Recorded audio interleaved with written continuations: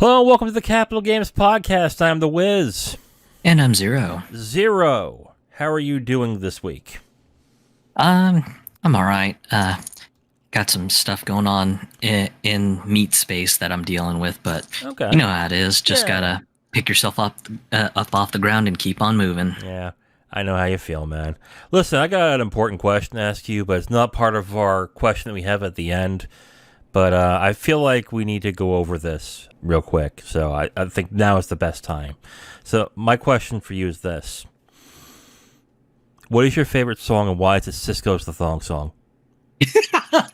Actually, I don't really much have a favorite song these days. I mean, I'm Yeah. just bouncing between Vocaloid stuff and occasionally some metal stuff and maybe some electronica, and that's really it. I just kind of bounce through those three genres now. Yeah. I mean, I gotta tell you, man, like, even back when I was in high school, like, I was never really impressed with music too much. Like, I am actually, compared to, let's say, the music my parents listened to when they were young, I'm jealous of their music because their music's fantastic. Whereas the ones I grew up with didn't really do much for me. There's some music I like, but the vast majority of it, I sit there going, "Wow, this just pales in comparison to something like Motown or '70s rock or '60s music or something like that." With them, I'm jealous because I think music has not gotten as good since. And I know people are into rap and into all sorts of other different music now, but I don't think it compares to the older stuff. I don't know about you, but that's just me on that. Yeah, I think for me, just I've mostly been and just liking where some of the non-vocal electronica stuff is going because just there's been sort of an interesting renaissance in the genre where just a lot of the stuff that's being produced is going with stylistic choices that mimic the vibe of what I grew up with, which was probably like the best time in my memory of just electronic music, which was about late '90s, early 2000s. So it's been kind of like a weird sort of retro-ish movement in the electronic music space, and I've just been more happy for it. I've been like, oh man, this is so good. I remember my older brother was into electronic house music for a small amount of time. But the only thing I remember with electronic music was was it Fatboy Slim who did the music video with Christopher Walken, A Weapon of Choice? I think that's So I think that's the only one I recall, and only because I like the music video with Christopher Walken, who actually is a very accomplished dancer. But anyway, that's really it with me and music. Like I said, I prefer the older stuff. Like, give me some good Elton John and Billy Joel, and I'm happy. That's how I look at it. Well, enough of that. And since you didn't answer my question of why the Thong Song is your favorite song, which I know it is, you dirty, dirty man, why don't we just get into the gaming news and stuff? Zero, this week, this past week, I should say, Overwatch 2 was officially released. It's free to play, of course. And aside from having some issues on launch, including not being able to actually get on and having balance issues, bugs, and stuff like that, we both put some time into it, some more than others. So why don't we just get into our thoughts of Overwatch 2 from what we played? Why don't you go ahead and start? So last week, after they did the major update on Friday night, which stabilized the servers and everything, I got on for sometime around, I want to say maybe 1 a.m. Central Time, Saturday morning, Friday night, and I was actually able to complete a whole match without getting disconnected. Oh, nice. And yeah, it was a surprise. I was just like, wow, Blizzard actually stuck to their word and with the big announcement on Friday afternoon saying, hey, we're doing an emergency server update. We are spinning up additional server nodes to try to stabilize the load. Yes, it's going to take a couple hours, but we promise more people are going to be able to get into the game, get into matches, and actually finish matches. So I was just like, all right, Yeah. great. Blizzard's actually holding their end of the bargain. How about that? Credit to where credit's due. So, played a match of Overwatch 2, and unfortunately, just it doesn't feel like a major upgrade. It just feels kind of like a half step, and it's a bit sad because I mean, you would think that with a major numeral behind it, that this is an incremental upgrade. That there are major changes, major shifts in how the game plays. Maybe it plays smoother, maybe it plays better. Just you would expect something major and substantial, but to me, it just felt like a half step upgrade. And I guess, for lack of a better way of putting it, I just was kind of like, wow, if it just feels like just Overwatch 1.5, I don't think I can really put my heart into playing this any further than just one match, because one match kind of spelled it all for me. So I was just like, probably great for anyone who liked Overwatch 1 and is probably gonna get really, really serious into playing the game and stuff like that. But man, oh man, I just can't do it. So I didn't realize this until I looked at my profile when I merged all the accounts together, which, funny enough, was a weird experience because it actually took them a lot of time to merge my accounts, which I found really odd. I didn't realize that from when I first bought Overwatch to now, I played about 55 hours worth of Overwatch, and I just never realized it. I guess for about a good year and a half, I was playing a lot of it. I never played it seriously, but I enjoyed playing it, so I guess I played it more than I realized. I'm saying this because I fell off of it after about a year and a half and didn't really come back until now. And like you, I don't see much of a difference because they changed everything from 6v6 to 5v5. So I will say that the matches aren't as long. There seems to be it seems to be less time between matches. Now I don't know if I'm just getting curb stomped all over the place or matches, or I'm just dominating in certain matches too. Maybe that's just how the matches are, but they seem to go by quicker. And I was afraid that wasn't going to be the case when it came to the game releasing, especially with a battle pass. And because if you have the battle pass, you want to get as much XP as possible, and usually the more XP that you make is the more matches you make. So I guess in that aspect, it's good. But I still played it, and I'm like, I don't feel much of a difference really in between Overwatch 1 and 2. So in that aspect, I agree with you. But I don't notice people. I remember before it was released how people were pissed that it was going from 6v6 to 5v5. And now that it's released, I'm not hearing those complaints anymore. Do you? Yeah.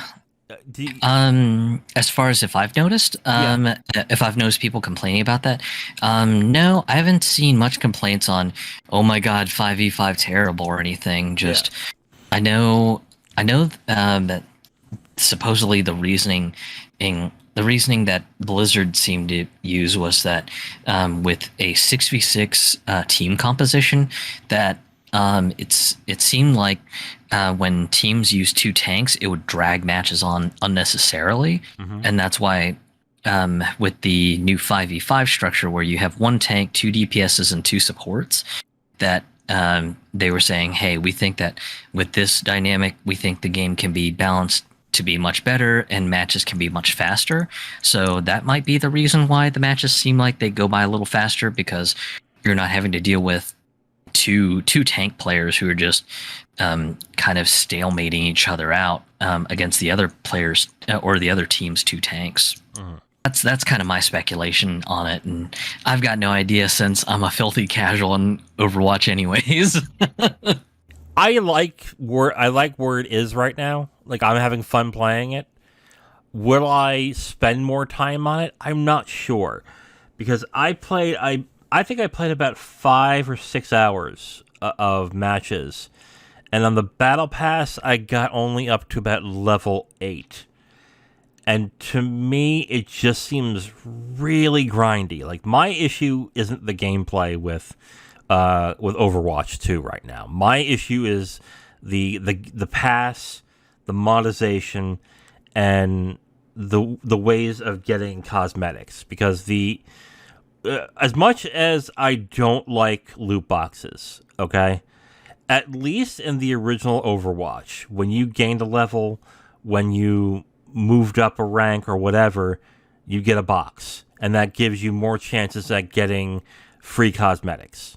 And I kind of like that to a certain extent, because then I can go ahead or I can get this box and maybe I'll get a cosmetic I like. Even if I don't, maybe it's a duplicate, I'll get coins. Okay, great. I mean, that, at least it felt like I was still progressing in some sort of way.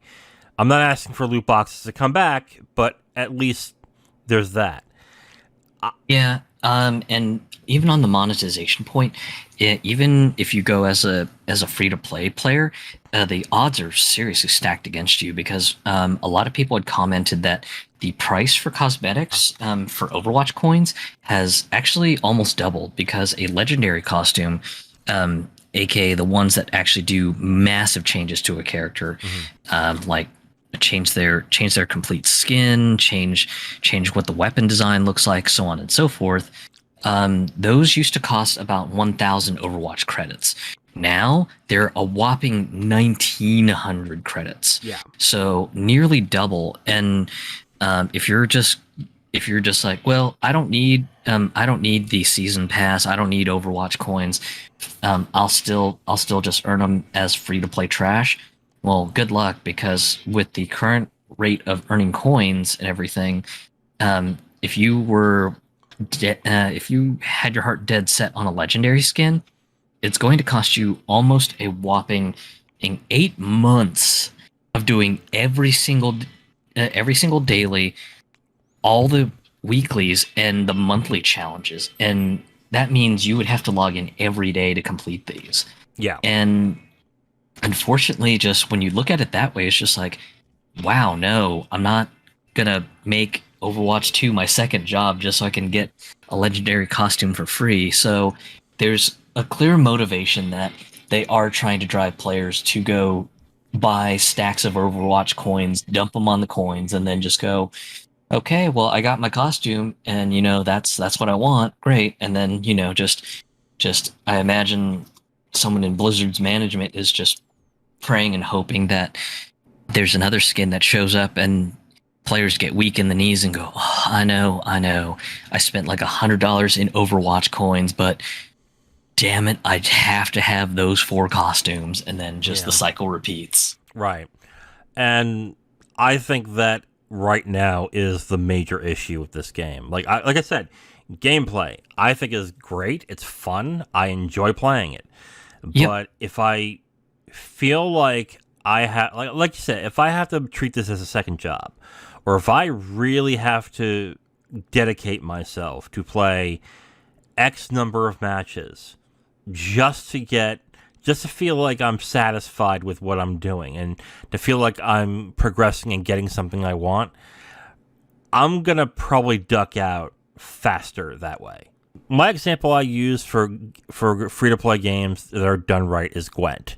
Gwent is a card game that I play from CD Projekt Red. It's based off the Witcher universe. And what they basically do is they're very generous with how you get free stuff. Like they give you quests every day that will get you certain types of currencies that will either allow you to get new cards, or they'll get you into the reward book, which will also reward you new cards, new scraps, which will make new cards that you don't have, stuff like that. They constantly reward you, constantly, for playing in the game. And which is why I have zero issue in the end when, let's say, a new expansion comes out for Gwent, plunking down $20 or $30 on a bunch of packs just to get the new cards, because I've spent ungodly amount of hours in that game and they've rewarded me for a lot of it, and I still feel compelled to support the game because they've done that. Like a lot of companies, I really believe a lot of companies need to look at what CD Projekt Red is doing with Gwent to really know how to keep a fan base happy in a free-to-play game and to keep them purchasing stuff. Because there's plenty of stuff you can purchase on the game, but because they reward you so much, I don't feel so bad plunking down $10 on a skin or on a board. Like, I don't care because I've spent so much time and they've given me so much free stuff that I'm fine with it. Like, okay, I've played this game so much, I'll spend $10 on a board. I don't care. That's fine. Yeah. And they need to rework the monetization and the progression like now. They need to do that because at this point, I can see a lot of people dropping out pretty quickly if they suddenly start realizing, oh, I have to really play a lot of matches in order to get through the pass, in order to get all this stuff. And even then, I'm not exactly getting what I want because I'm not a Genji main, and the big skin this pass is a mythic skin Genji skin, and it looks cool, but I don't play Genji, so I'm not really enthusiastic to really go through the pass to get that Genji skin. So that's another thing they have to work on too, because not everyone is going to be interested in that one skin at the end. They probably want to have, what my opinion of what they should do is level 80 should be 3 mythic skins. It should be one from the tank, one from the damage, one from support, and do it that way. Then I think everyone will be justified to say, okay, maybe if I get this pass, I'll have another skin for, I don't know what, for Bridget, and maybe I'll try Bridget since I'm a support main. Okay, I mean that could work, but they need to rework this big time. And then also the challenges. I think they need to either reward more for the challenges or make them a lot easier, because the amount of time you have to spend getting those challenges clicked towards the reward that you get for doing it is not enough, in my opinion. Really? I guess it's more just that I'm in agreement with you about just the fact that the monetization definitely needs to be reworked, especially because just it's not gonna be an easy sell for anyone who's on the casual side who's gonna be like, oh, in order to get Kiriko, I need to grind up to level 50, or I can pay 40 bucks and get the deluxe season pass with 20 bonus levels filled in for me, and I instantly unlock Kiriko. Just the thought of having to spend extra in the game, just that's not cool. So yeah, they've really got to do something and strike that fine balance between, casual players can earn some things. It's not going to be as fast as someone who's going to open up their wallet naturally, but at the same time, they need to make it so that free-to-play players get the illusion of being able to earn their way through everything, but at the same time, it just with a slight nudge to say, hey, it's great that you're earning stuff for free, but you can earn stuff faster if you buy some Overwatch coins. But that's kind of me thinking on a video game business analysis point. Yeah. Like I said, the gameplay I think is great, and it's just as good as the first one. And you can debate whether that's good enough for you to play. But I enjoy the gameplay a lot still on Overwatch 2. But yeah, and the criticism that this doesn't feel like a sequel, I think is valid. But I know other people are saying, well, wait until the PvE comes out. I was like, well, then why not wait until the PvE is done in order to do Overwatch 2 at that point? Like, if you can spend money on a game right now, to me, it's complete. I don't care. I don't care if they say, oh, it's in beta, but you can buy the game, you can buy the pass. I'm like, yeah, then it's complete. sorry, I don't care. Like you can't say, oh, it's technically in beta, so give some slack. But here's a bunch of cosmetics. Yeah, that doesn't work for me. Sorry. So yeah, I get the criticisms. I think they're valid, but I'm enjoying myself. But they really need to work on the monetization and the rewards, because until then, I might bounce off of it. I know you've probably bounced off of it completely at this point, but I'm probably not going to spend much time on it. I think, at least, which sucks because I like the gameplay a lot. Yeah, and I mean the gameplay's fine. I mean, it kind of pains me because I quite like Kiriko's character design and everything, especially because she's kind of like one part street kid, one part fox mage and everything. So I mean, her design's kind of neat, but yeah, for me when I see, oh well, here's the free to play track, just get to level 50 and you get her for free. I'm just like, oh, that's for me as a filthy casual. That just looks like a brutal grind. And then of course, shining in the other corner is Blizzard going, yo man, just get the deluxe pass, man. You'll get her right away and you can start using her. And I'm just like, as someone who's a little bit budget minded right now, dropping $40 just to unlock a character is a little steep. Yeah, definitely. And that is really the wrong way to do this with this type of game. I know that League of Legends got away with it for a long time, but for you to seriously play the game, you need to have access to all the characters, and especially in this game. So to gate away a new character when that should be the incentive for people to pick up the pass. Oh, I have this new character. Let me try it. Oh, I'll get the pass. So while I'm trying the character and getting used to it, I'll grind and level up my pass. I mean, that should be incentive enough to give them the character for free, and then they'll incentivize them to get the pass. I think gating them away from people is just a terrible idea. I think so, in my opinion at least. It's also something I don't agree with fighting games too when they do that. They should just give you the fighters for free, and then when it comes, then if they want cosmetics, then go ahead and charge them. But gating away gameplay for cash, I just don't agree with whatsoever. Is there anything more to add on that?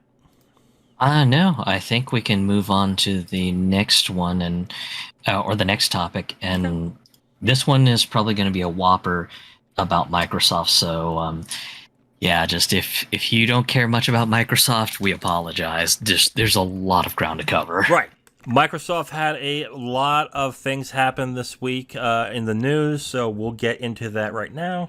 As you all know by now, and it seems to be news every single week at this point, Microsoft is still in the midst of purchasing Activision Blizzard. They're looking at getting approvals from regulators all across the world in order to finalize it.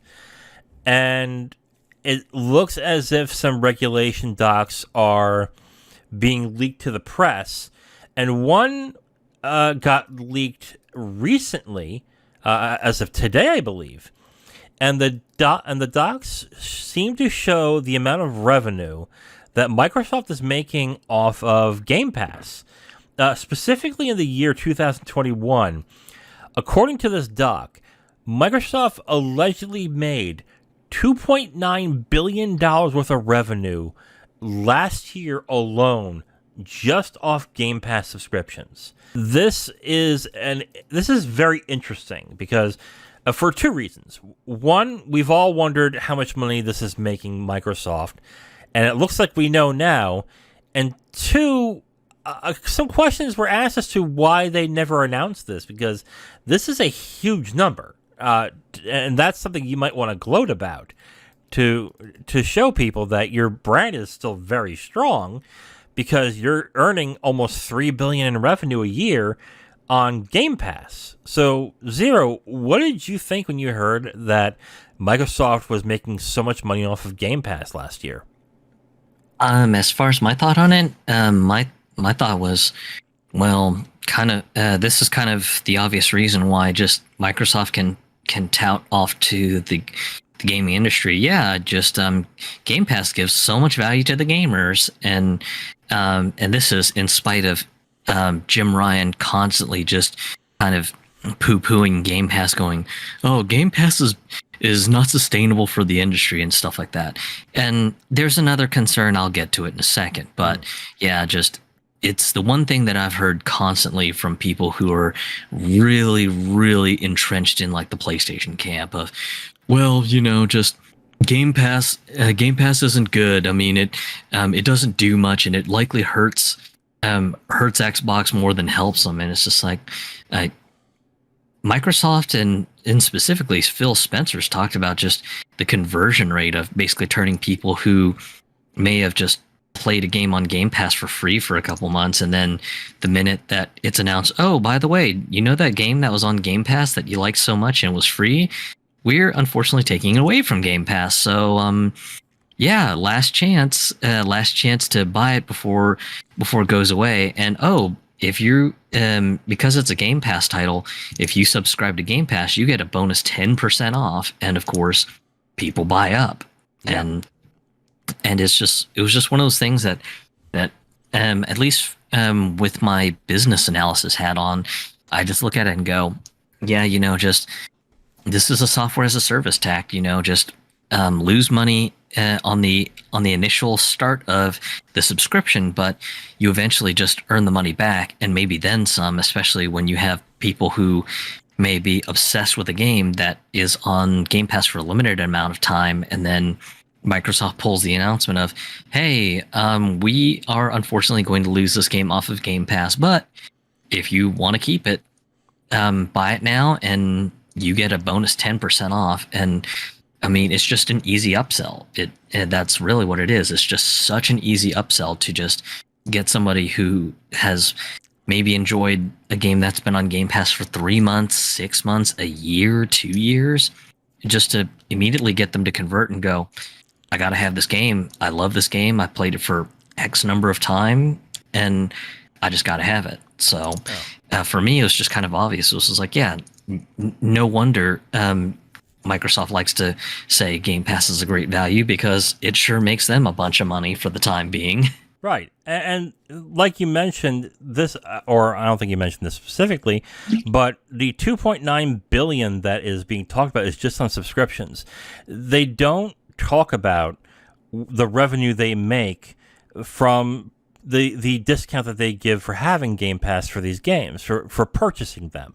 So that's not mentioned, but I can imagine that sales number is pretty damn good, because and I think that's what I think a lot of game companies find attractive about Game Pass, because yeah, you could go to PlayStation and say, hey, make it your game of the month this month on Plus, but then all you're getting is that contract, that money contract from Sony, and that's it. You're not getting anything else.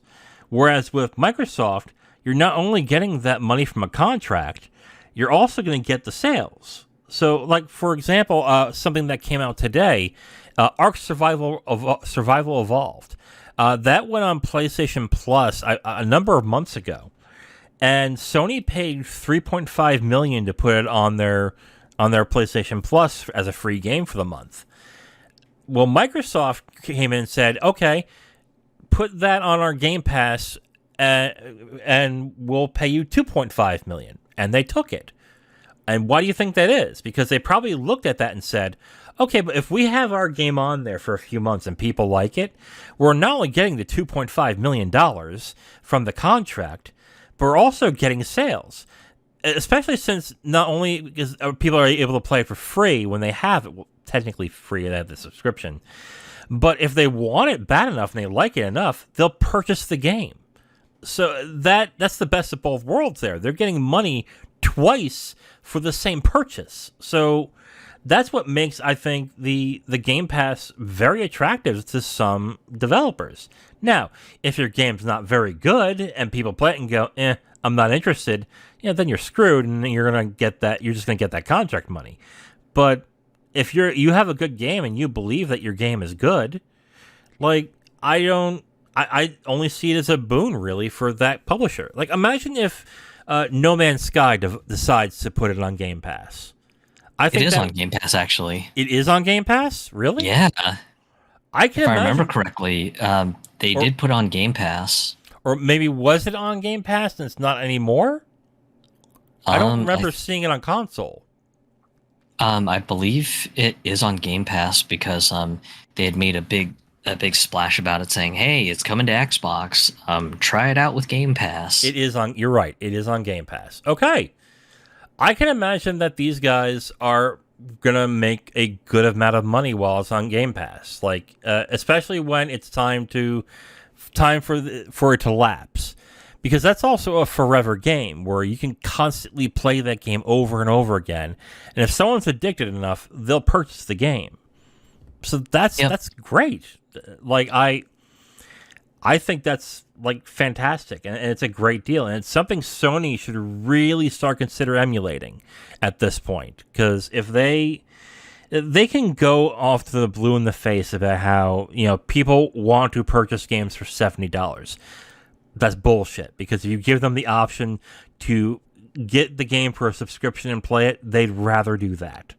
Uh, I think, at least, to me, it would make sense that if you had the subscription and Horizon Forbidden West came out day and date as the $70 game, I think a lot of people would rather play it on the subscription than buy the $70 game. Maybe I'm stupid. I don't know. But I think that's what a lot of people would prefer to do.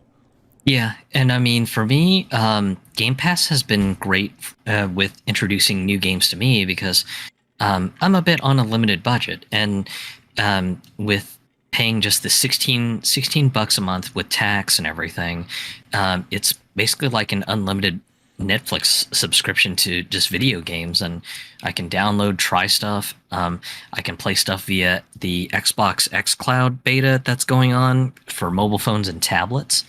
So it's great because I can try something, and if it's not for me, I can go, okay, well, great. I didn't blow 20, 30, 40, 50, 60, 70 bucks on this game that would have not been a great purchase for me. Yeah. And it's been great to that end. But I do see, the other side of the coin with what other people have gripes about stuff like Game Pass of, just this might show greedy publishers and developers, hey, you can do a online rental platform sort of a thing so that gamers never actually get to own the game, and just all they do is just churn through your games and everything, and there will be no video games to keep when the servers go offline and stuff like that. So yeah, I mean, I see the other side of the coin, but at this time, Game Pass doesn't really operate on that model of just the only way to play this game is to rent it from the service and to keep your Game Pass subscription going until in perpetuity. Whereas Game Pass provides you the ability to say, I like this game enough that I want to buy a copy of it and keep it on my Xbox or my PC. Right. And I think the other advantage with Game Pass is that you've got a lot of games that have the Xbox Play Anywhere program enabled on them. So if you buy it, then you get it on multiple platforms. A great example of this is No Man's Sky. On the Xbox store, it advertises that it is that it does have Xbox Play Anywhere, and also you've got cloud saves and cross-platform multiplayer to boot. So for the current price of $30 right now, because the game is going on sale due to the version 4.0 patch, you get a copy that's eligible for Xbox One, Xbox Series S and X, and PC.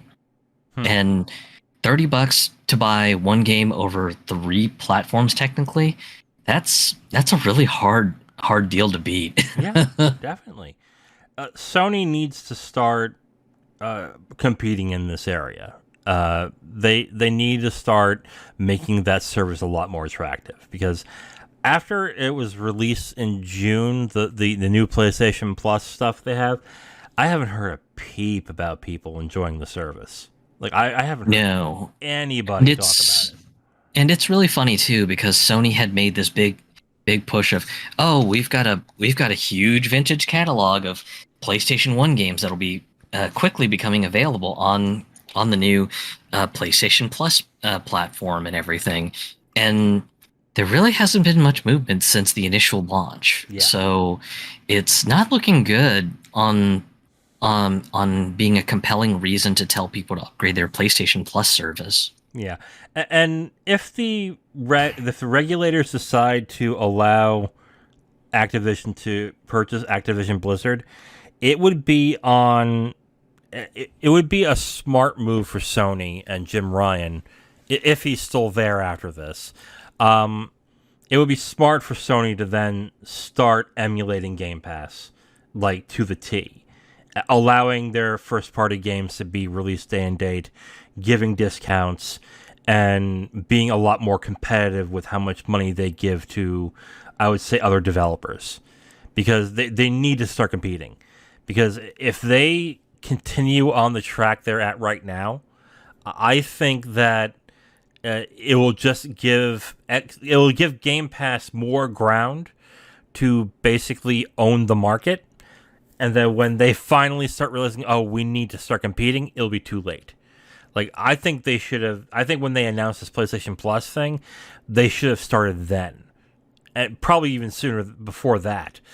But because they're hedging their bets and they're, I would say, pussyfooting a little bit and saying, well, we'll do it, but we'll do it our way. No one wants it your way. They want the way that Xbox has, and this is clear as to the amount of money they're making in revenue. I do want to point out, though, okay, I have not read that the amount of revenue they're making is making Game Pass profitable. We need to point that out, because the amount of money in revenue is fantastic. But if they are spending like $2.5 million on getting a game like Ark Survival Evolved, and I know it's a popular game, but it's a small game, really. But if they're spending that much on that game, I can't imagine what they're spending on something like No Man's Sky or on other, I would say, bigger-ish titles.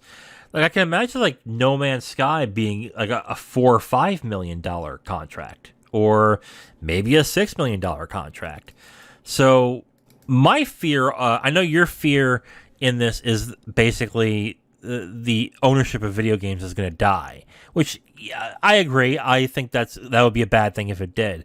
But my fear also is that if Sony doesn't compete in this or someone doesn't compete in this in some sort of way, that this will turn from Microsoft getting being dominant in this field with this pass, and will force developers to take much less lucrative contracts to be on this service, and we'll have to rely on them to fashion their games to make it appealing for that service, which will then turn games into a different thing entirely.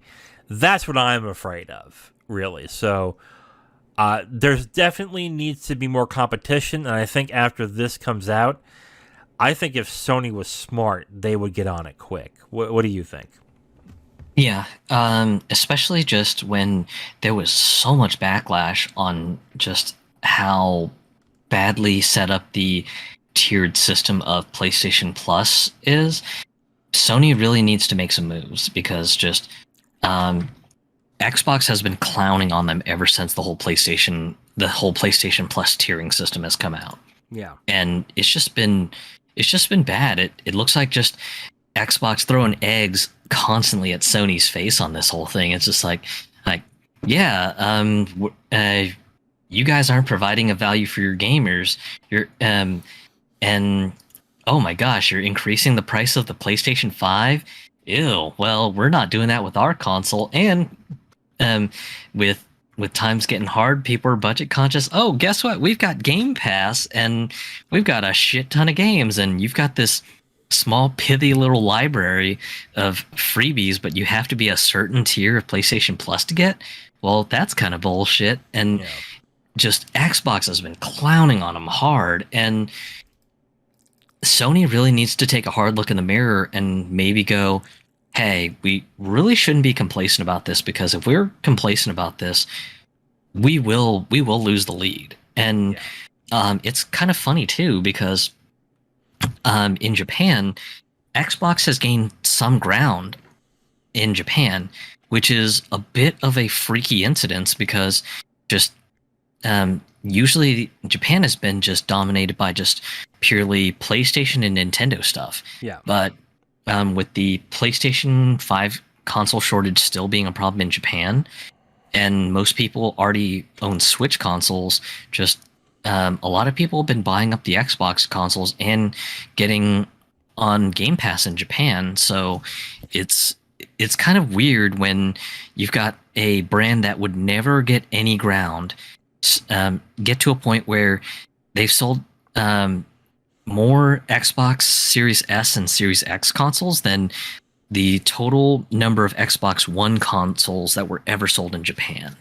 That's kind of huge news in a region like Japan. Yes. And then in Europe, I mean, PlayStation's been dominant for a number of years, because PlayStation has been the preferred place to play stuff like FIFA and everything. But yeah, just if Sony gets lazy and maybe something happens with the FIFA license, that FIFA tournaments say, hey, Xbox is the preferred thing, yeah, you might have people just go, oh, Xbox is the place to, get in on the World Football games and stuff like that. And I've got Game Pass. Sweet. I've got no further reason to go back to PlayStation. That's right. That's right.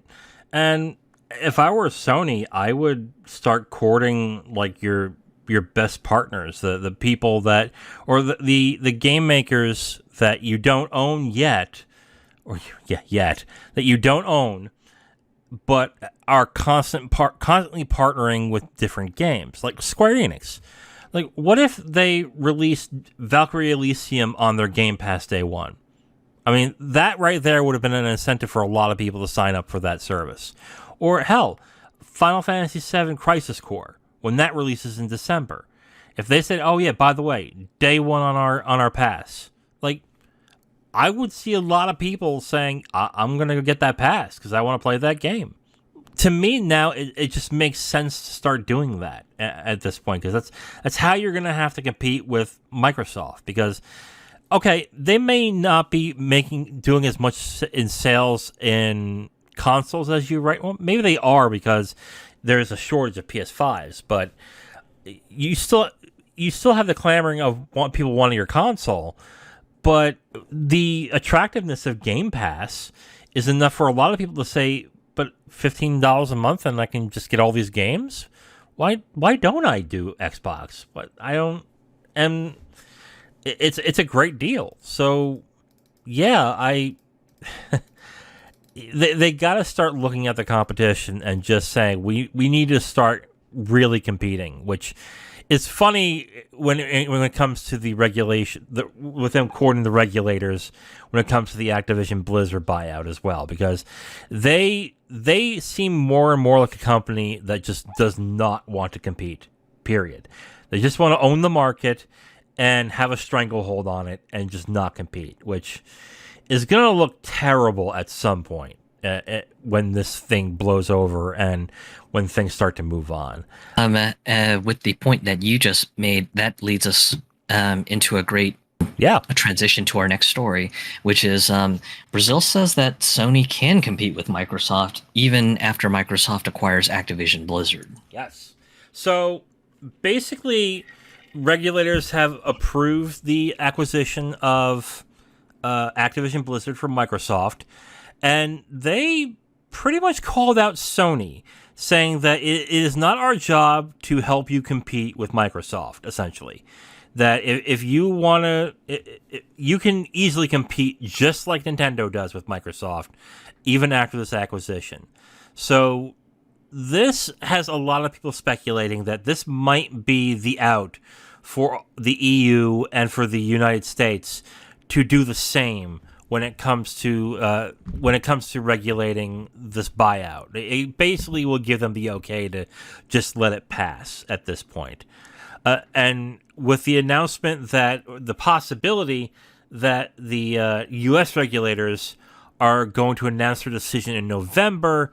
A lot of people are starting to think that's what's going to happen. Zero, what did you think when Brazil announced that they're allowing the acquisition of Activision Blizzard? I kind of laughed mostly Yeah. because just much like you, just that was kind of the thing that I saw. I was just like, wow, just Brazil's calling it like it is, saying, and it's not our job as the courts to basically help you compete with Microsoft. Get off your ass and do your own competing. Nintendo sure does it, so why the fuck can't you guys do it? I was just like, oh, Yeah. spicy decision. Yeah, exactly. And this is why I was just floored with why Jim Ryan is going so hard on this, and how I think it's going to hurt him in the end. Like, this is my prediction, and I may very well be wrong, but I think when this blows over and he loses, and he spent so much time and energy trying to stop this when clearly it was going to happen anyway, I think he's out of the job after this, because he's making Yeah. Sony look really bad. Like, and we mentioned it last week too. You're making it sound like that if this happens, you just can't compete. You can't do anything. You can't. You're just done. You're throwing in the towel. It's over. It's not fair. And if you let this go, we're doomed. We're gonna go out of business. We have nothing. There's nothing, like, we can't compete, which is absolute bullshit. It always has been at this point. Mind you, okay? Microsoft has been full of shit on this too. I mean, in order to battle back Sony on their claims, they've been doing some pretty silly things to battle this back too, which, okay, fine. But Sony just looks awful in this. And sure enough, we've talked about this a couple of times throughout the past few months. Like, at no point did I even, I think maybe at one point I thought maybe this won't go through. But in the back of my head, I'm like, no, this is going through. This is not going to be, especially with how favorable most of these countries are when it comes to big corporations. They're going to allow it to go through. It's not that big. It's not going to be that. Like, to me, and I think the main thing too also is that Sony is a Japanese company, and if Sony was a United States company, maybe there would have been a chance. But since it's a Japanese company, I think they're looking at this and going, just compete, whatever. I mean, in all fairness, I mean, the Japanese companies have been ruling the video gaming industry since the dawn of time. And it's only been until recently where the United States has been the prime game makers and money makers for the video game industry. So I just look at this and basically I have to agree with what Brazil said, and basically saying, no, just compete. If you are worried about competition, like we mentioned, I think last week, go to EA. Hey, make a Medal of Honor for us. Make it exclusive. Or, hey, let's have an exclusive for a Battlefield. Or bring back Resistance. Do that. Like, do something. Instead of, this bullshit that you've been pulling with the regulators. I just don't get it. Ultimately, just I do agree with you that it's likely going to just hurt Jim Ryan's reputation, because just you're probably going to have shareholders asking, going, what the fuck were you thinking? Basically saying that the PlayStation brand is weak without the magic of Call of Duty, and trying to basically go the whole woe is me path. I thought PlayStation was a strong ass brand or whatever. Mm. So I imagine that this will likely just cause him a good deal of trouble as well too when it comes to the stockholders, because I imagine the stockholders are probably just going to go, yeah, so now that you guys don't have the exclusivity on Call of Duty anymore, what now? Are you guys literally doomed, like what you were saying to the Brazilian regulators, or do you guys have some sort of magic bullet to solve this problem? Right. I mean, let's be fair too, though. He could be doing exactly what the shareholders want or the board wants in Yeah. doing this specifically. But again, if he fails, the board might just look at this and say it's Jim Ryan's fault and he needs to go. And when this happens, I think is exactly what's going to happen. I'd say after this all is finalized and go through, give it 6 months and either Ryan will step down or he may, I don't know. I don't think they'll fire him. I think he'll step down in 6 months. I think he will essentially relinquish his duties. He'll get a nice payout, and then somebody else will take over. Probably somebody from Japan, which will then signal back to Japan that they're going to focus more on Japan than anything else. So Yeah, and if that happens, I do wonder if Sony's going to be overly dramatic, collapse the HQ in San Jose, California, and move it back to Japan. Because for anyone who has forgotten, because of the failure of the PS3, and then just the company sort of recovering from the stumble with PS4, the punishment for Japanese management was to basically just collapse the company's headquarters in Tokyo, Japan, and then move it all the way to California as punishment. So that's going to be the big question for me, if this is going to result in a form of punishment where basically they just go, okay, well, we're going to go ahead and move back the HQ to Japan, so this is the punishment for failing on this. yeah, Because just it was dramatic and just probably a very expensive thing to do too. So with the whole moving the entire headquarters to San Jose, so yeah, it just has me questioning and wondering if we're just going to see basically the opposite of that, and just PlayStation management in Japan going, okay, well, as punishment for just the Americans failing, okay, well, we have to move the PlayStation headquarters all the way back to Japan now. I don't think that will be the case because I think more money is made in the U.S. than in Japan at this point. So I don't think they'll go that far. What I think might happen is that they'll have somebody who speaks both languages to head up PlayStation, and they'll still headquarter it. They'll still quote unquote headquarter it in San Jose, but the CEO of PlayStation will essentially be located in Tokyo. I think that's more or less what's going to happen. They're going to keep operations and all that stuff in the U.S. because that's where the money is. But the person who's leading it will be like part-time go to San Jose, but he'll mostly stay in Tokyo to be closer to, I guess, the higher-ups in Sony. Is what my opinion is on that. I think that's what's essentially is going to happen there. I mean, do you believe that the buyout, the purchase will go through at this point? Yeah, I mean, pretty much just this whole Brazilian case was kind of like a fun thought exercise of, okay, well, what if Sony's little dramatic crying about, oh my God, if we don't have Call of Duty, we'll be doomed, was a fun thought exercise of, oh shit, what if this whole thing does get derailed?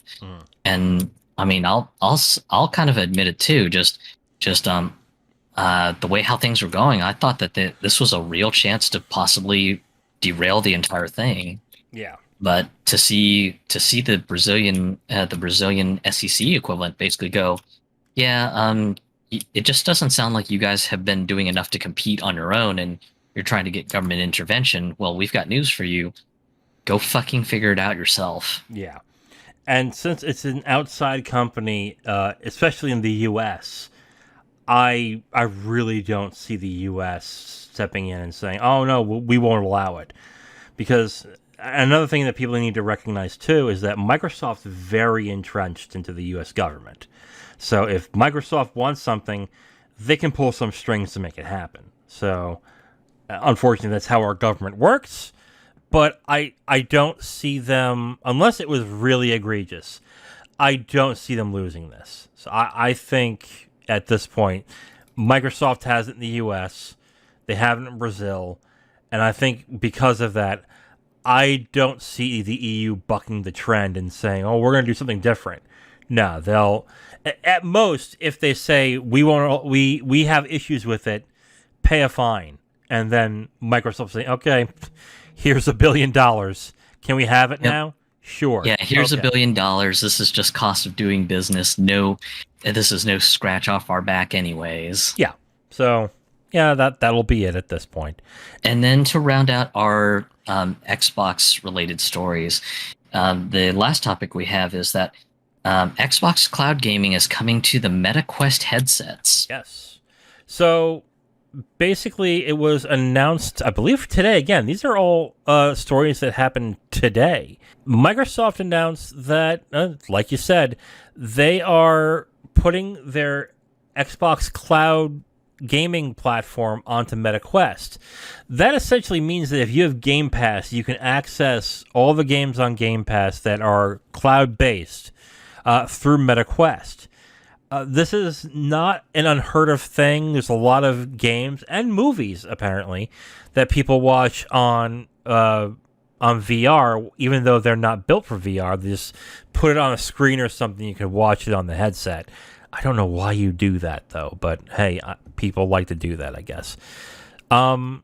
Zero, what do you think about cloud gaming coming to Meta's Quest platform?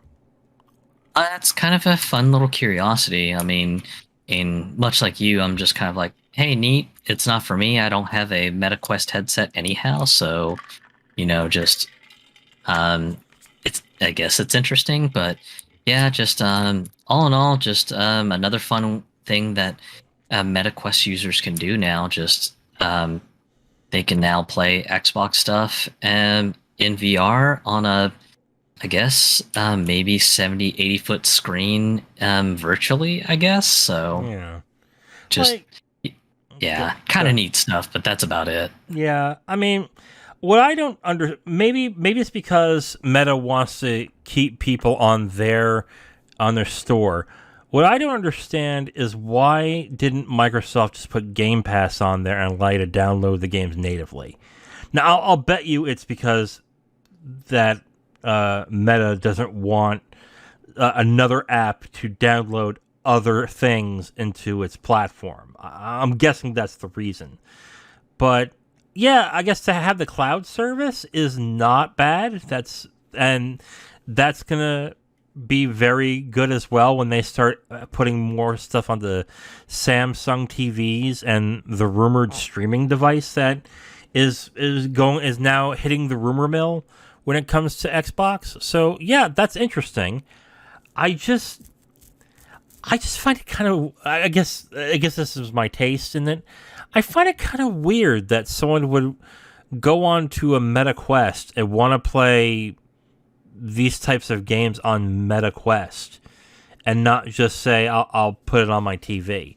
I don't understand that really, especially since the controllers that Meta has aren't one-to-one to what Xbox is. So you're gonna have that kind of an issue too, where the controller is. I would say it would be pretty different than the Xbox controller. So again, I'm not sure. I've never used a Meta Quest, so I don't know. I think for just getting the service out there, that's cool.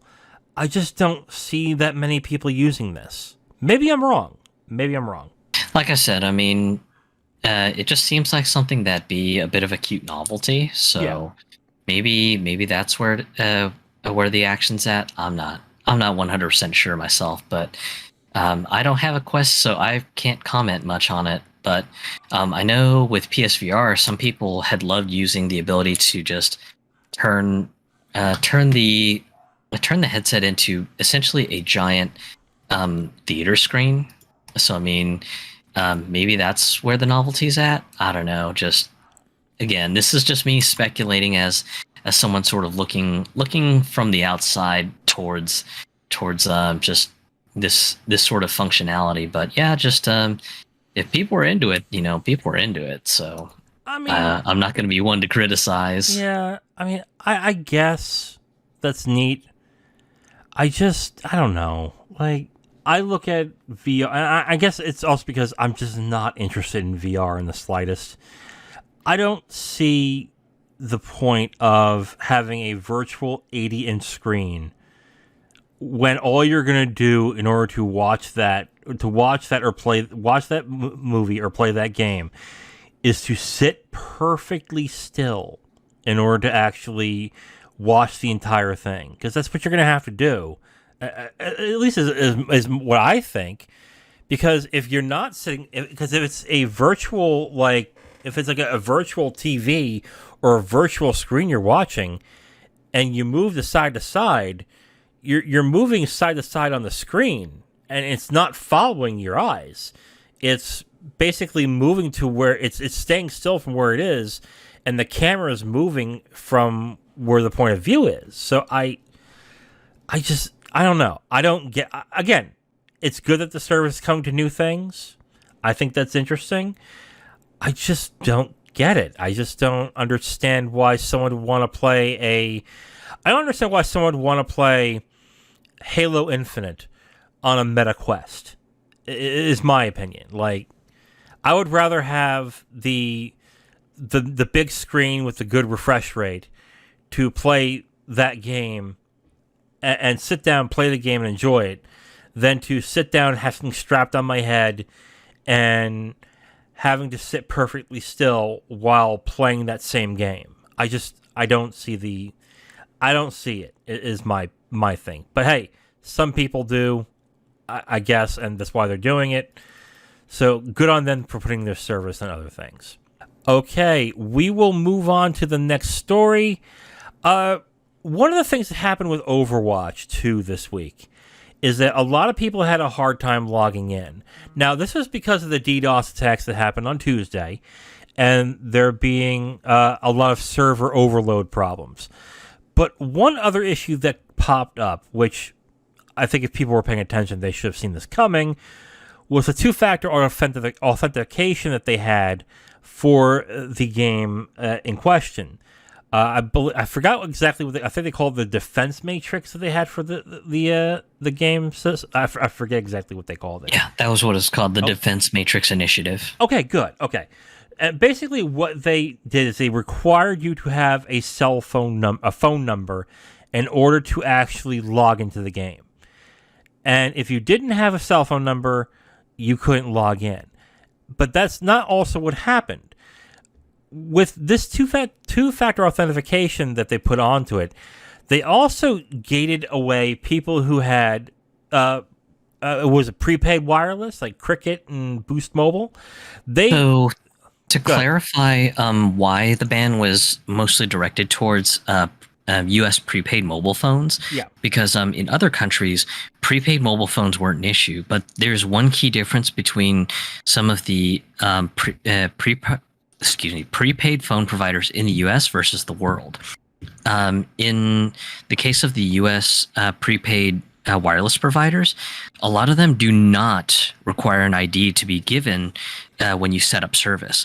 Whereas in other countries like Australia, Brazil, Germany, and so on and so forth, it doesn't matter if you get a contract phone or a prepaid phone, you still must present a form of ID. Mm-hmm. And that's where the problem was coming from prepaid phones in the U.S. That you had some people who were on Boost Mobile, Cricket, Mint, Version Mobile, and a few other MVNO providers that sublease some of the frequency space from the major national providers in the U.S. like AT&T, Verizon, and T-Mobile. Basically, these providers, you can just set up service without using an ID and everything, and then boom, once you get it set up, you're off to the races. But what Blizzard is trying to do with this two-factor requirement is they're trying to use a security tactic known as Know Your Customer, or KYC for short. Mm-hmm. So the thought is that if you require a form of identification that requires actual real-world info, like your address, your name, something that is uniquely you, then at that point you can just root out cheaters forever. Right. At least that's the thought. But in actuality, it's just a crutch. Just because while Blizzard was touting that the defense matrix would probably weed out cheaters, it turned out that there is a app service that you can get a phone number generated for about the price of $4, and it completely allows you to bypass the Blizzard Defense Matrix initiative. So, yeah, just $4. If you're a hardened cheater, $4 is a pittance. Right. You just pay that, boom, get a new number that bypasses Blizzard, and you're back to cheating and ruining people's games again. Right. And I honestly get where Activision was coming from here, because at this point, like, your only other options are then to say, okay, we need a bank account, which requires you to have ID in order to create, or have the phone number, or which would have been really beyond the pale, require photographs of your driver's license in order to actually play the game, which I can imagine a lot of people not being comfortable with. So initially, I had no problem with this whatsoever. Like, I actually thought this was a good idea, because then if this is what's going to take to curb cheating and curb people being toxic, then fine. I'm completely okay with it. I did find it really strange that with people who were playing Overwatch 1 like religiously, were not allowed in unless they put their phone number in. That was weird, because in that case, I would have been like, well, I've been playing this game for 8 years and never had a problem. Why are you banning me all of a sudden? That is weird, which they then rectified and said if you've played the game since before, I think, 2021, then they're going to allow it without you putting a phone number in. But yeah, I think it was June 1st of 2021. If you played it since then you do not need to add a phone number to your account. Right. So that's good at least.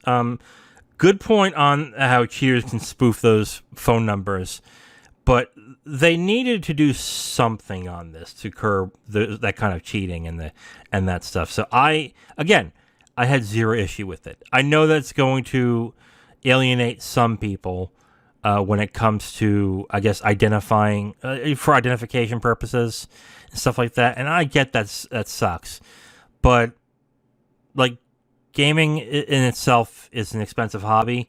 You need to make money in order to actually play it. You need to make money in order to actually participate. So it kind of stands within reason that if you have a game system, you also have a cell phone. And if you have a cell phone, you probably have a contract. And if that's the case, I like, to me, I understood the mentality of where they're going with here, because if you give them a cell phone number from like Verizon or T-Mobile, then they have your identification on file. Sony doesn't, or Activision doesn't need to have it because you gave it to X company and they essentially verified already. So what's the big deal? I'm guessing if this becomes that big of a deal, they may just drop it. Don't be surprised if they then say, we require a credit card in order to actually play the game. Yeah, I was going to say, as someone whose day job revolves around computer security, the Electronic Freedom Foundation did raise a good point that the Know Your Customer sort of initiative that they're using for Overwatch 2 verification is something that brings up some ethical questions, because essentially this is all very valuable data for any data broker out there, and really there's nothing stopping Blizzard or Activision from basically selling user data that they collect with this Know Your Customer sort of security initiative. That essentially, if Activision Blizzard wanted to make a little money on the side, they could say, hey, we've got, just 12 million identities of players who play Overwatch and what their buying habits are and all that stuff. Yeah, we don't identify them by name and everything, but we have phone numbers and all this other junk, and they could, essentially start selling that stuff on the side. And the point that they brought up was just kind of Blizzard needs to, just be upfront on what they're doing with that know your customer data. If it's just, hey, all we're doing is just using it for verification, we are not grifting on the side, trying to sell the data off to the highest bidder or anything like that. They need to clear it up ASAP because potentially this could run afoul of some of the EU's laws. Yeah. So this is something that I'm going to be very curious to see how it boils out, because if potentially this gets into thorny territory of basically Blizzard, Activision Blizzard running a data brokering sort of business on the side, yeah, you're going to see this become much more chaotic in the future if that's the case. I mean, if that's the case also, just to clarify something, in order to get a Blizzard account, you do have to have your name and address on your profile as well. So not only will they have your name and address, they'll have your phone number, and if they decide to broker that out to somebody, they'll pretty much have all your information at that point, and your credit card number. So yeah, I mean, that's unfortunate. That hopefully they're not going to do that, and they said they're not, but I hope that's not the case. When they announced that they were going to curb a little bit of this on Overwatch 2, the story initially died. But then recently it was announced that Modern Warfare 2, the new COD that's coming out this month, is going to have this as well. And they might be strictly adhering to it. Since Modern Warfare, I think it was Warzone, has had cheating problems since day one.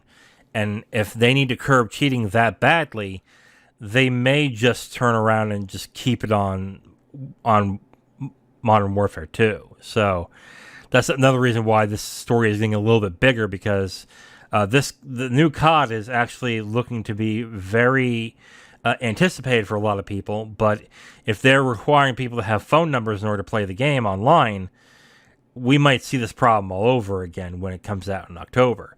But I gotta be honest, I'm okay with it. I'm totally fine with them requiring a phone number from a postpaid company, because, like I said, in order to get into this hobby, you need money, and if you need money, it stands to reason that you have a good job, and if you have a good job, you have a cell phone that is not prepaid. I hate to price people out. It sounds terrible, but that's just the reality of the situation. And well, here's a counterpoint to think of. For me, earlier this year, I actually swapped to Mint Mobile, one of the providers that does not require you to provide your ID on setting up service with them. Okay. And had I recently added my phone number during Overwatch 2, I may have actually been completely blocked from playing Overwatch 2. Right. The reason I got past it was I'd added my number to my Blizzard profile many years ago. Yeah.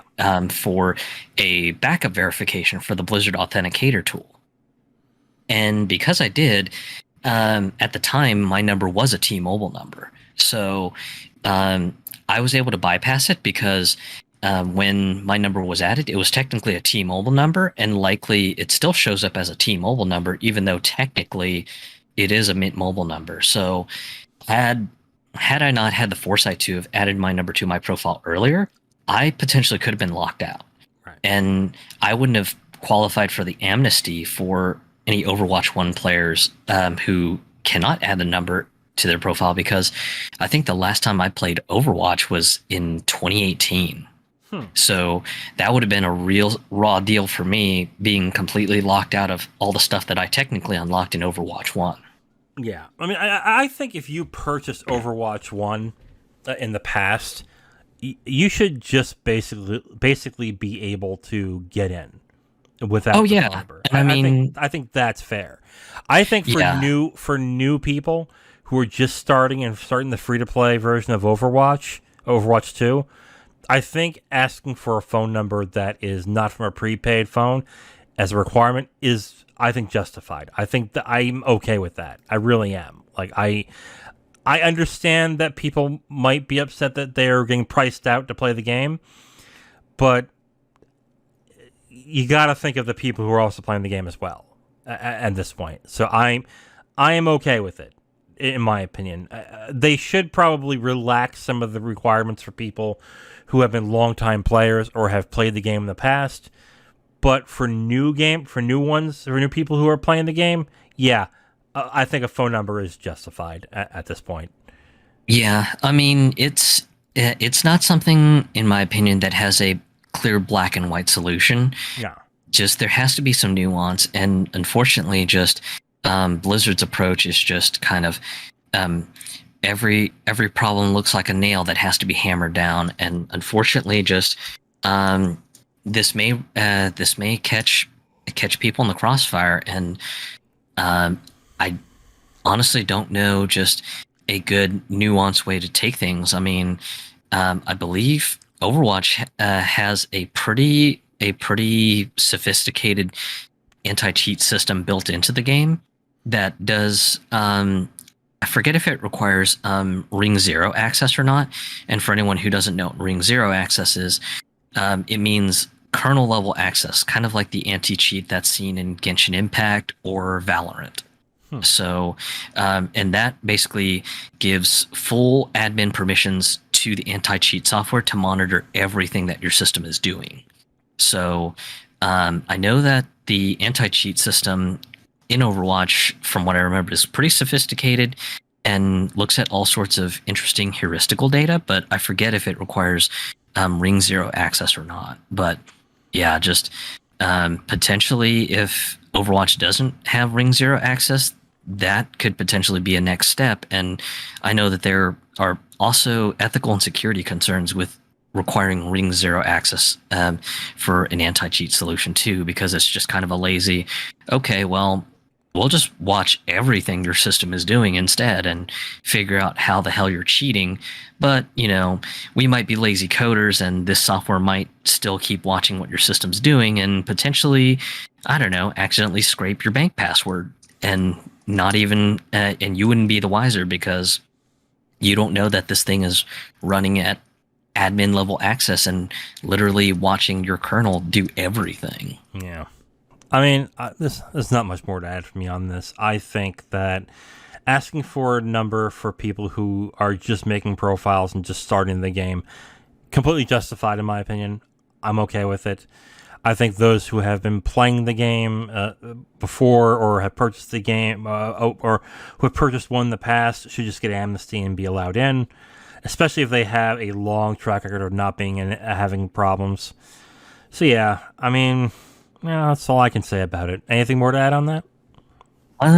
Really, just I'm just going to be kind of curious in the future on just what the future will hold for any sort of like player identity verification and everything, because I know just there's been a lot of discussion on the ethics behind the know your customer tactic and everything. Because I agree, just it is a bit invasive. And there is an ethical question on, hey, what is Blizzard doing with all that data? Are they securely storing it in a server that's PCI certified that, you know, just you won't have it leak randomly because you had terrible security and then you have a cybersecurity incident where you have hundreds of millions of players' identities leaked onto the dark web? Or is it something that is stored on some rickety server in the back or something? Yeah.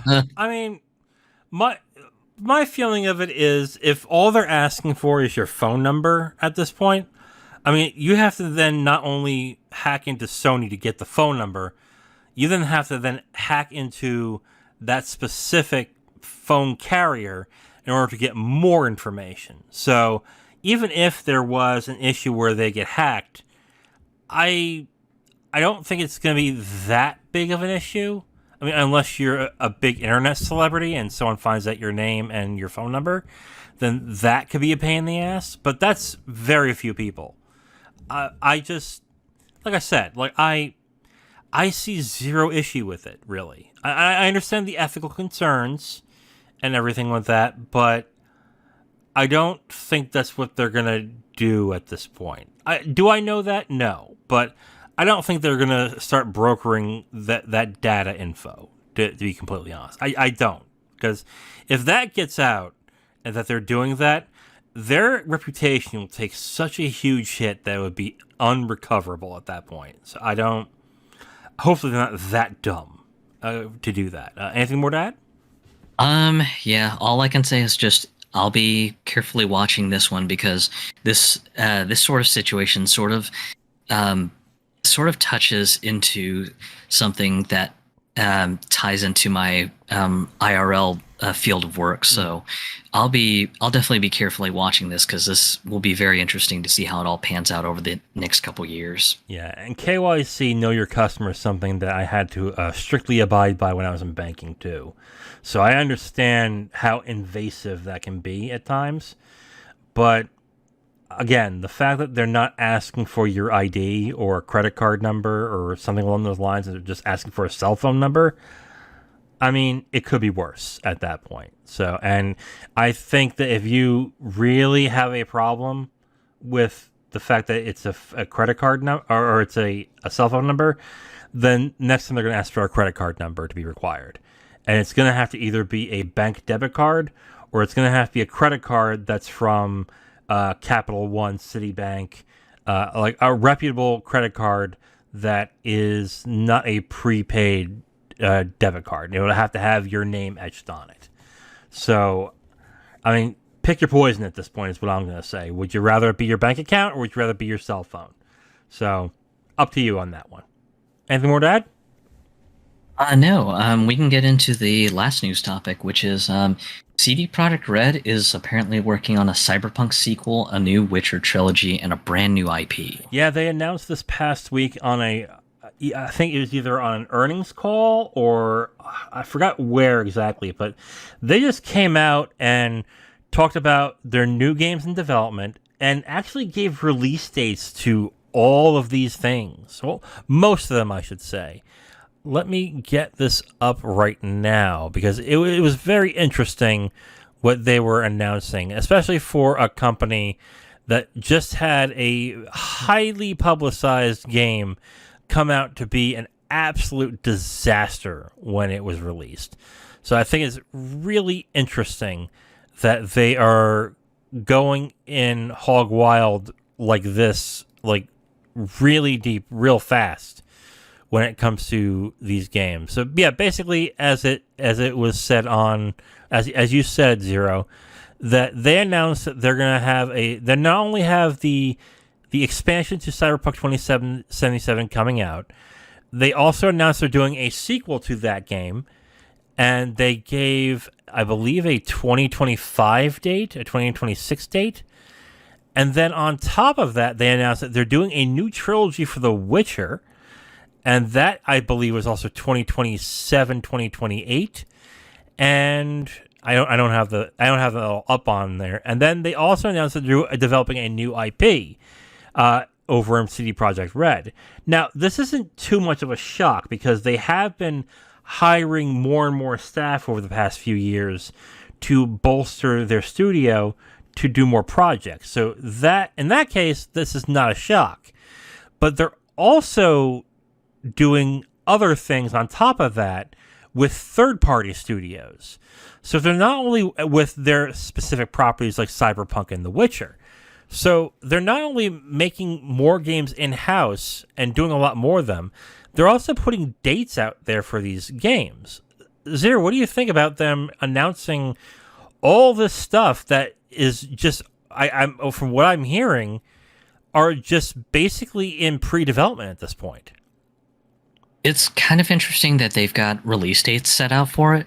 My concern is that we just see another repeat of Cyberpunk again. We're just you've got the scope creep just being a thing where it's just like, oh, well, we want to add this feature, and this feature, and then the release date creeps up, and then all of a sudden it's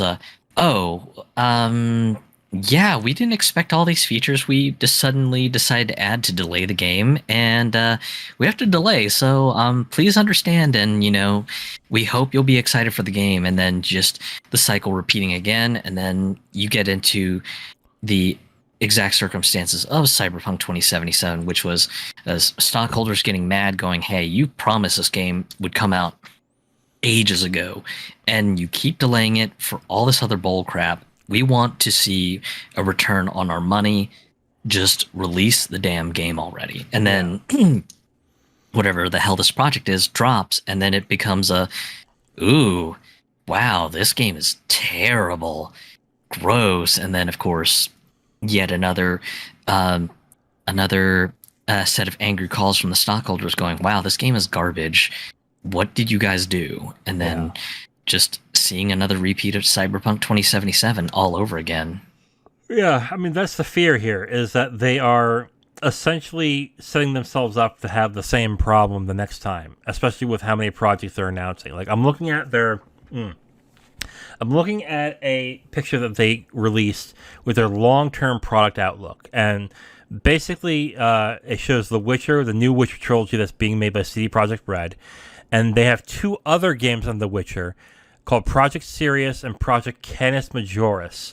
They're made by two third-party studios. So those seem to be, I'm guessing, like offshoots or side games to a certain extent. And then they have Cyberpunk, which is the Phantom Liberty expansion, which is being done by CD Projekt Red. And then Project Orion, which is CD Projekt Red. And then they have the new IP called Project Hadar, that is also a new IP. And they have dates for all of this. I don't see the point of announcing all of this, number one. And I especially don't get why you're announcing dates for all of this. Because like you mentioned, things could go wrong. And or they could have the scope creep you're talking about, and they would have to delay and delay.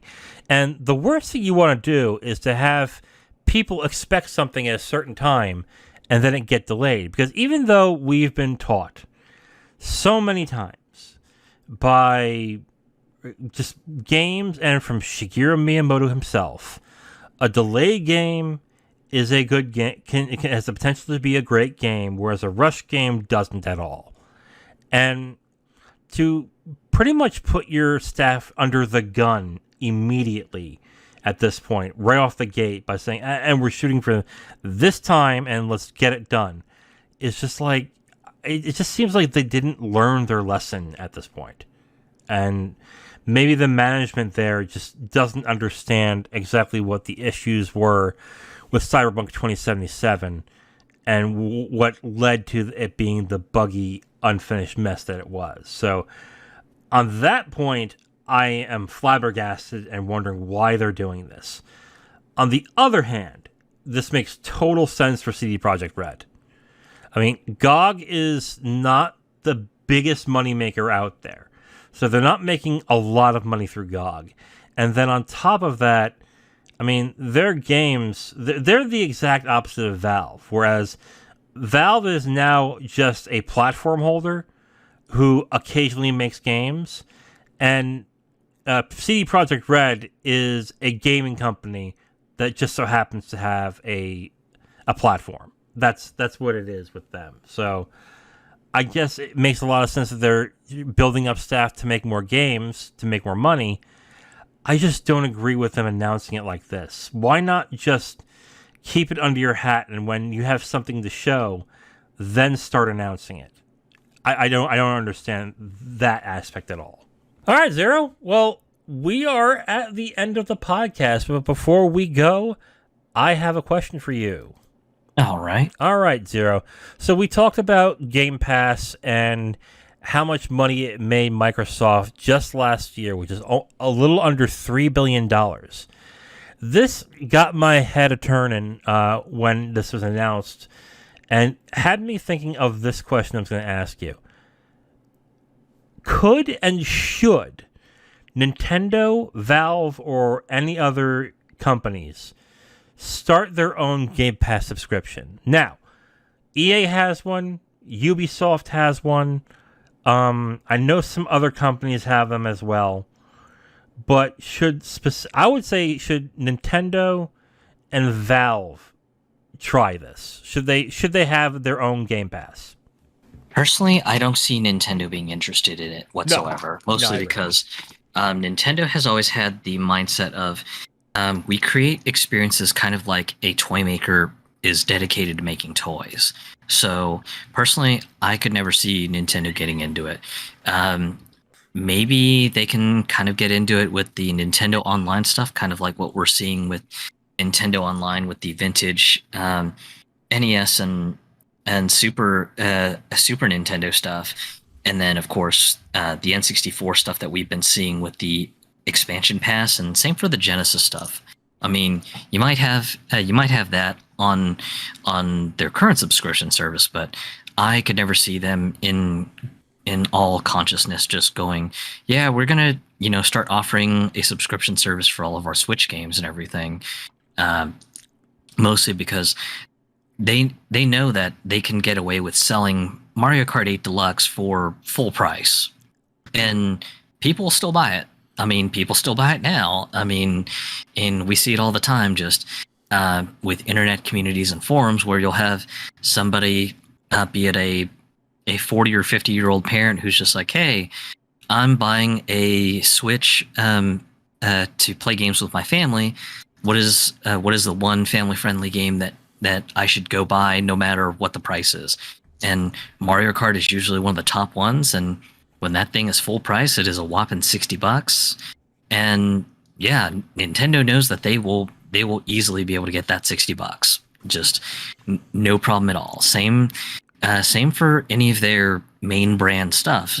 Just Breath of the Wild, yeah, sure, it's a launch game, but people are more than happy to pay $60 for it because it's that good of a game. So just that's where I just don't see it in the cards for Nintendo to offer their main console game offerings via subscription service. Right. And I actually agree with you with Nintendo, because Nintendo, I think, is the only company that can get away with basically saying, hey, if you want to play our game, $60. And Nintendo fans have zero issue doing that at all. Like, Nintendo fans, I think, are the most passionate about their brand and the most passionate about owning their systems and games. So that, I agree with you there. Never will see Nintendo doing this at all, unless that's just how the business is nowadays, or that's just what the business becomes, and it has to be a subscription based model. But I don't see Nintendo doing that. I think they will continue to do their $60 plan, especially since their console right now is a hybrid console, and the added benefit of having a Switch is to play it on the go. So I think on that end, they don't need to, because they don't have to do it. But then that brings me to Valve, and I think that I can see Valve, if Microsoft becomes more powerful with the Game Pass and they start eating away at Valve's profit lines with Game Pass on PC, which may take a while, but if that does, I could see Valve doing a subscription model like this. I don't think it will be as robust as Game Pass or as PlayStation. I think it will be, you spend $5 a month, we'll give you 20 games, and we'll cycle them out every month. Kind of like Humble Bundle, only with Humble Bundle you own the games, but with Valve Pass, I'll call it, you're not going to own the games. You'll get to play the full game, but you will lose access to it after the month is over. I think that is what they will essentially do with that, because they also technically don't need it, but if it's going to eat up their profits and they want to keep people in their ecosystem, I think they just might do it just because. And just because they're such a tech-focused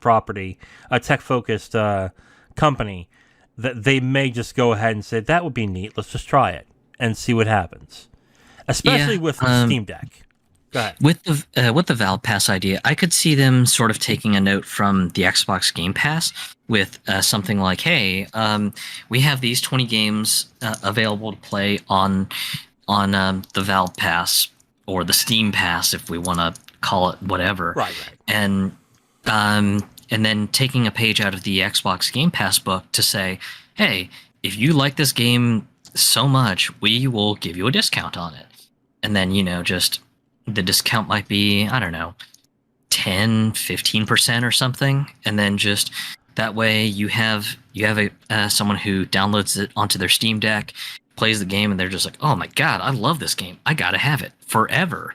And then just they go back to the store page and you see the shiny gold discount sign sitting over the price saying, hey, Valve Pass or Steam Pass user, because you have the Steam Pass, you get a pretty good discount on this game. Here's an extra 10% off the top just to tempt you to say, fuck this, I want this forever, I'm gonna go buy it. Yeah, I mean, and that would be an interesting thing for Valve and Steam to do. The question is really at this time, does Steam need to do it? And I think right now the answer is no. But like I said, if Xbox and Microsoft basically start taking away some of the profits that Valve has, and basically the prospect of Game Pass on PC becomes more and more attractive, I can see Valve then turning around and say, let's do that as well and see what happens. I think on that, especially with Steam Deck, because I think Steam Deck is the thing that, like, imagine like if someone bought a new Steam Deck now, the updated Steam Deck, and it came with 3 months of Steam Pass. I mean, that would be a smart thing to do, and that will get people into that ecosystem and trying out new games that are compatible with Steam Pass. And then you can make all the games on Steam Pass have to be required to be able to use on Steam Deck. So there you're marrying your quote-unquote console with the service. So you can definitely do that. I think with Valve specifically, it would take Microsoft to either take away some of their profits or start really integrating Game Pass into Windows. Like, you getting constant reminders on Windows that, hey, Game Pass is $1 a month. Or, hey, you want to play this game? It's available on Game Pass. And because it's a Windows... Actually, they do that with new Windows setups because for my girlfriend, when she got her new gaming laptop last year, when she was setting up Windows 10, Windows 10 gave her a prompt saying, hey, are you not a member of Game Pass? Well, we've got a promo that we'll give you a 3-month trial for $1. Interesting. So yeah, definitely Microsoft has been doing that on PCs. And then for anyone who buys an Xbox console, usually there's a voucher in the box for 3 months of free Game Pass. That's interesting. Do you know who I see who might do this, actually? I think Epic might do this. Oh, yeah. Especially to try to weasel more people into their ecosystem. Yeah. And as far as I know, I believe they still have the unlimited money war chest from Tencent right now still. So, right. Yeah, I personally could see them trying to basically tell Tencent, hey, we need to borrow a little bit more money from the war chest. Can you, do this incentive so, we can start getting more people to go on Epic a little more often? Or they could just discontinue the free games a week thing and just marry that into their Game Pass subscription. Or if they really want to be ballsy, they can turn that free game thing into a free subscription thing, and then if you have an Epic Games account, you just get a subscription for free, and you can try those games for free for a week or two, and then if you're interested, buy it. Maybe that is something they could do on that end. So, yeah. I mean, I think if the numbers are right and they're making that much revenue, I think a lot of companies are looking at that and going, we need to get into that. We need to start that. I think I was going to say Take-Two, but they don't really have enough games that warrant that type of pass. So maybe not Take-Two. And and the gravy train that Take-Two has with Grand Theft Auto Online is just they've got that going for them, so they're probably just like, nah, we don't need to do that. Yeah. We have enough people who will pay shit tons of money just to get more shark cards. Right. And their big games are Grand Theft Auto and NBA 2K. And especially with NBA 2K, people not only buy it for $70 every year, they spend hundreds upon hundreds of dollars just to play a couple of their modes in the game. So they really don't need that kind of subscription model. So I wouldn't be surprised if more of these these console or these companies decide to get in on the Game Pass thing. Or hell, what if Valve decides, hey, you know what? If you have Game Pass, you can download them on Steam through your Game Pass, and they just terminate, and Microsoft just terminates the Xbox client.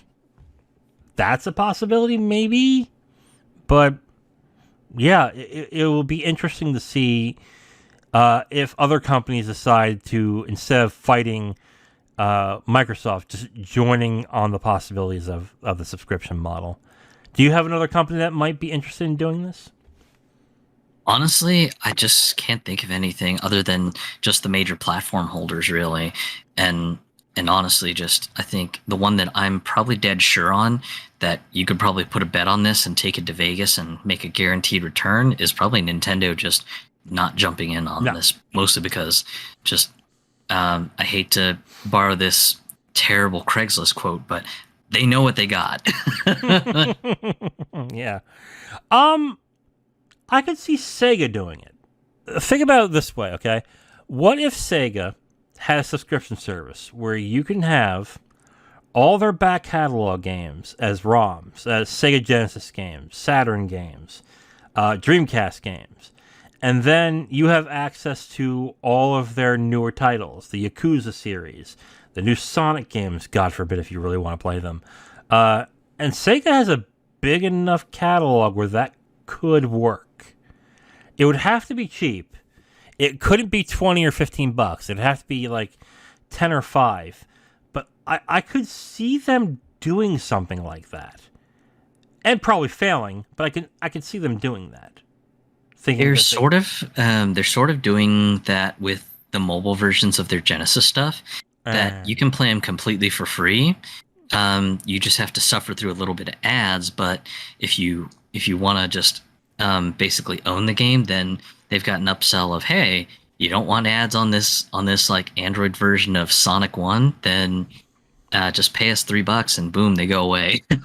Yeah. So they've been doing sort of like a free ad supported version of some of their Genesis stuff, and then there's an in-app option to just buy the game out completely and everything. So I know that Sega's been experimenting with sort of the try and buy model, but I think they just haven't decided to expand on that anymore or go into like a Game Pass service, because I don't think that the ad supported versions of their Genesis games have been doing as well as they were hoping that they would do. But yeah.